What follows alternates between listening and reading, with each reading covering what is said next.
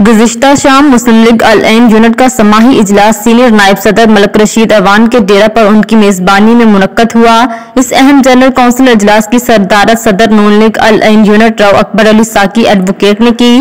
तकरीब के मेहमान खसूसी सेक्रेटरी जनरल नून लीग अल ऐन यूनिट मलक जावेद थे। जनरल कौंसिल के इजलास में डॉक्टर सुहेल कुरैशी, आरिफ मुगल एमए, सदफी इस्माइल मुगल के दीगर तमाम कबीना अरकान और मेंबरान मजलिस आमा और कई कारकुनों ने भरपूर शिरकत की। इस मौका पर इस अज़म का इजहार किया गया कि कायदीन ओवरसीज नून लीग को वाकई कारकर्दगी और मेरिट के लिहाज से नया नोटिफिकेशन तरतीब देना चाहिए और अल ऐन यूनिट का सियासी गुलदस्ता अपनी खिदमात के लिहाज से बाकी सब झैली यूनिट्स और दीगर विंग से नुमाया मुकाम रखता है। शुरा ने नून लीग अल ऐन यूनिट के मौजूदा मुतफ़क्का अहदेदारान को अपने इस अज़म का यकीन दिलाया कि वो आइंदा भी इसी खलूस के साथ अपनी सियासी खिदमात जारी रखेंगे और हर तरह से आपस में एक दूसरे का बेहतरीन साथ देंगे। मज़ीद अपडेट्स के लिए देखते रहिए अंडरग्राउंड न्यूज़।